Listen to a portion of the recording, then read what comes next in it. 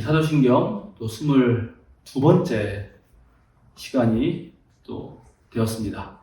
이제 지난 시간까지 나는 전능하신 아버지 하나님, 그죠? 천지의 창조주를 믿습니다.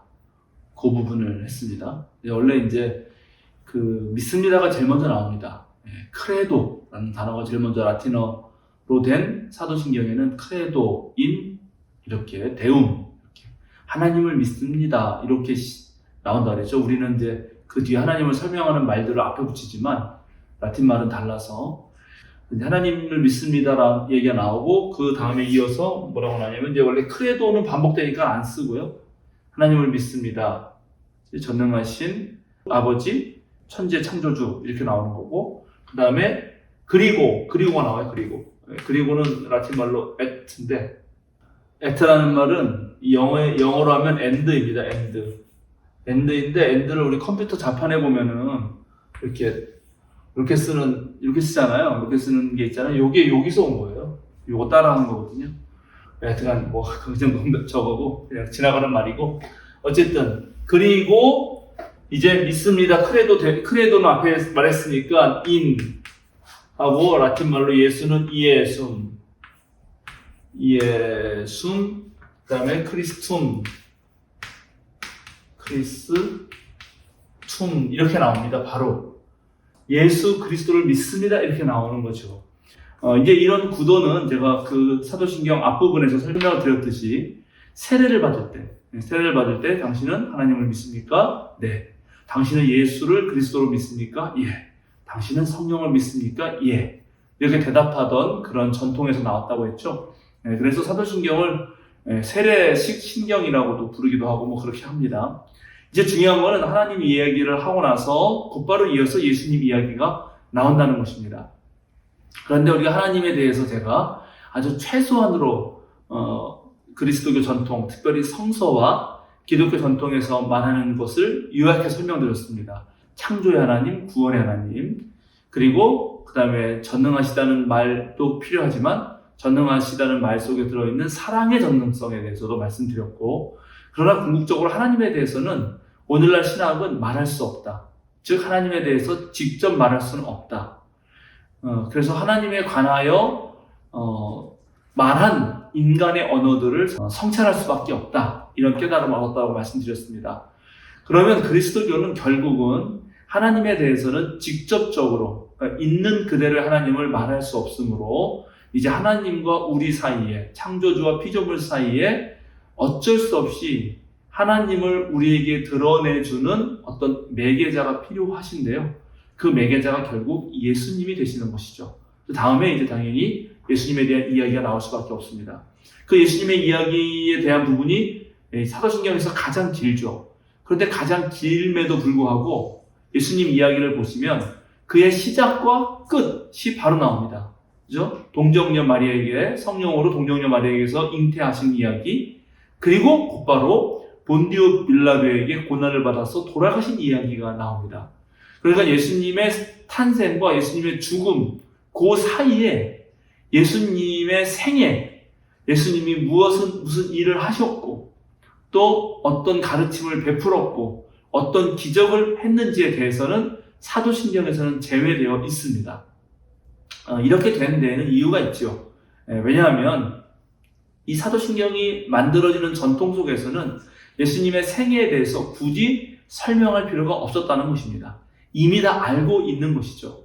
그런데 이제 예수님의 그 십자가 부활 사건 이후에 역사적인 실존 인물로서의 예수의 삶으로서 예수님을 묘사할 수 있는, 즉 복음서들이 탄생한 그 정도 시점 이후에 한 2000년이 지난 다음에 오늘날 많은 그리스도인들은 이 사도신경을 외우면서 자신도 모르게 역사적 예수의 삶을 빠뜨리기가 쉽습니다. 이것이 그동안 사실은 커다란 문제점이었습니다. 이제 예수님에 대해서 앞으로 제가 계속 설명해 드리겠지만 예수님에 대한 신앙 고백을 가장 종합적으로 정리해 놓은 것은 어찌 보면 니케아 콘스탄티노플 신경이라고 볼 수 있는데, 거기에서는 예수님을 어떻게 표현하냐 하면 참 하나님이시고 참 인간이라고 표현하고 있습니다. 그래서 기독교 전통은 예수님의 하나님 되심과 예수님의 인간 되심, 예수님이 뭐 50% 하나님, 50% 인간 이런 게 아니고 100% 하나님이고 100% 인간이라고 하는 두 본성론을 끝까지 간직합니다. 하나님이면서 인간, 인간이면서 하나님이라고 하는 절대 양립할 수 없고 마치 모순될 것처럼 생각되는 이것을 역설적인 어떤 신앙의 그런 고백으로 여전히 간직합니다. 그래서 중요한 것은 예수님을 우리가 묘사하고 또 예수님에 대해서 말할 때 하나님적인 측면과 예수님의 인간성에 대한 측면을 함께 공평하게 말을 해야 됩니다. 그런데 우리가 사도신경을 외우면서 그리고 이제 예수님을 만난 사람들, 초대 교인들이 이제 예수님을 선교하고 전파하면서 그게 그리스 로마 철학과 만나면서 예수님의 인간성은 많이 삭제된 채, 많이 생략된 채 2000년의 기독교 역사라면 거의 뭐 1500년에 가까운 시간 동안 예수님의 신성만 강조되었습니다. 그래서 계몽주의 이후에 다시 예수님의 인간성을 찾는 그런 노력이 있었고 그것이 이제 다양한 방식으로 시도되었지만 특별히 20세기 후반 1980년대 더불어서는 미국 북미를 중심으로 새로운 역사적 연구, 새로운 다양한 무슨 고고학이나 그다음에 문헌 해석학이라든가 그다음에 지식사회학 같은 새로운 학문적 방법론을 가지고 역사적 예수님의 모습을 찾는 그런 새로운 운동이 펼쳐지기도 합니다. 그런 예수님에 대해서 우리가 그동안 공부하는 것은 한쪽으로는 예수님의 신성에 대한 깊은 연구, 한쪽에서는 예수님의 인간성에 대한 깊은 연구가 같이 진행되었고 이 부분을 공평하게 공부하는 것이 되게 중요하다.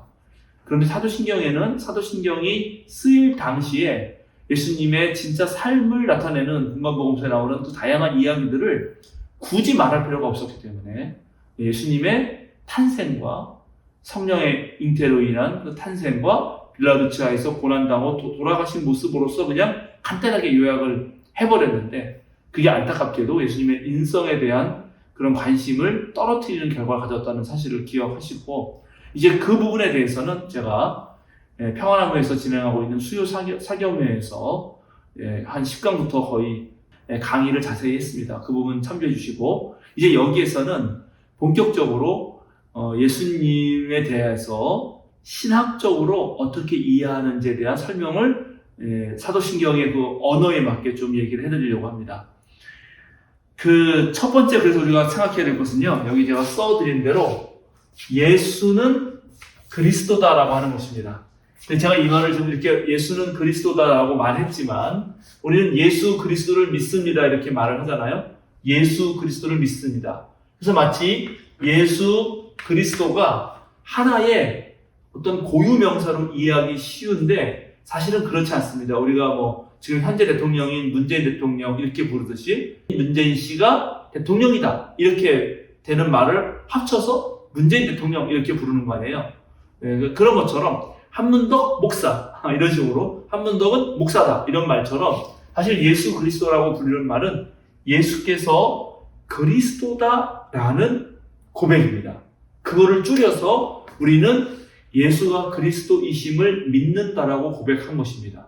예수 그리스도는 단순히 명사의 결합이 아니라 사실은 예수님이라고 하는 고유명사 나사렛에서 1세기에 그런 시공간에서 직접 활동하셨던 역사적인 실존 인물인 나사렛 예수가 바로 우리가 그동안 기다려왔던 구원자이고 하나님이 온 인류와 모든 존재하는 그런 모든 생명체의 구원을 위하여 또는 존재하는 모든 것들을 다시 어떻게 할까요? 그 본래 주어진 생명대로 존재하고 살게 하기 위하여 보내신 궁극적인 분이다 라고 고백했다는 것입니다.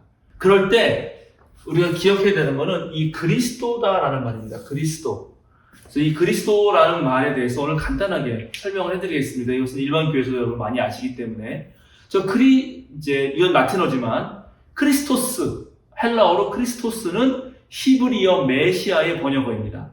히브리어 메시아는 그것을 우리말로 그대로 직역을 하면 기름 부음을 받은 사람이라는 뜻입니다. 기름을 붓는 행위. 그래서 기름 부음을 받는 사람은 어떤 사람이냐면 기름 부음을 받을 때 그 사람은 어떤 임명식을 하게 되는 거고 임명을 받는 것입니다. 임명을 받는다는 것은 일단은 왕으로 임명받을 수 있고요. 그 다음에 제사장으로 임명받을 수 있고요. 그 다음에 예언자로 임명을 받을 수가 있겠죠. 그럴 때 유대교에서는 히브리 전통에서는 머리에 기름을 부어서 그 사람을 임명했습니다. 그러니까 예수가 그리스도다라는 말은 히브리 원래 뜻으로 하면 예수는 뭔가 임명을 받은 사람이라는 거죠. 하나님에 의해서 기름 부음을 받았다라는 것을 뜻합니다. 그 예수님을 일종의 하나님이 보내신 예언자로 이해할 수도 있고 예수님을 당시 정치적 권력을 가지고 모든 백성을 보호하는 왕으로 이해할 수도 있겠고 또 하나님과 인간 사이에서 그 어떤 매개를 해주는 그래서 인간의 모든 죄를 속해주는 제사를 드리는 제사장으로 이해할 수 있을 것입니다. 그런데 이렇게 문자적 이해를 넘어서서 문제는 1세기에 누가 그리스도라고 불렸느냐 하는 것입니다. 특별히 누가 세상을 구원할 자라고 불렸느냐에 대해서 우리가 진지하게 고민해야 됩니다. 그리고 오늘날 21세기에는 과연 오늘날 누가 우리의 구원자, 인간과 모든 존재하는 사물들의 구원자라고 불릴만 한가 하는 질문을 던져야 되는 것입니다. 실제로 1세기에는 로마 황제가 구원자로 불렸고요. 그 다음에 로마의 지배에 맞서서 반란을 일으키고 정치적 혁명을 꿰뚫은 사람들이 자기 스스로를 그리스도라고 그렇게 주장하기도 했습니다. 오늘날도 많은 사람들이 자신이 세상을 구원할 자라고 나서고 있죠. 특별히 정치인들도 그렇고 그들뿐만 아니라 각 분야에서 어떤 문제를 해결하는 자로서 자신을 자청할 수 있을 것입니다. 그런 사람들을 우리가 구원자라고 부르죠.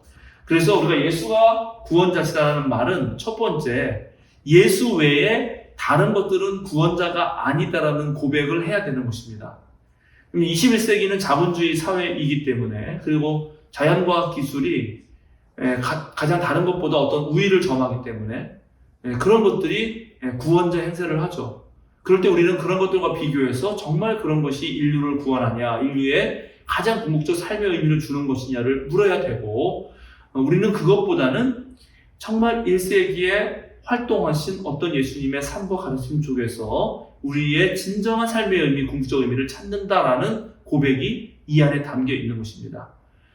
이걸 위해서라도 사실은 역사적 예수님께서 어떤 활약을 하셨고 그것이 그 시대에 어떤 의미를 갖는지도 공부를 했어야 되는데 이 사도신경이 만들어지는 그 역사 전통 속에서는 이미 그걸 잘 알고 있는 사람들의 고백이었기 때문에 그것이 필요 없었지만 오늘 우리는 그것이 필요합니다.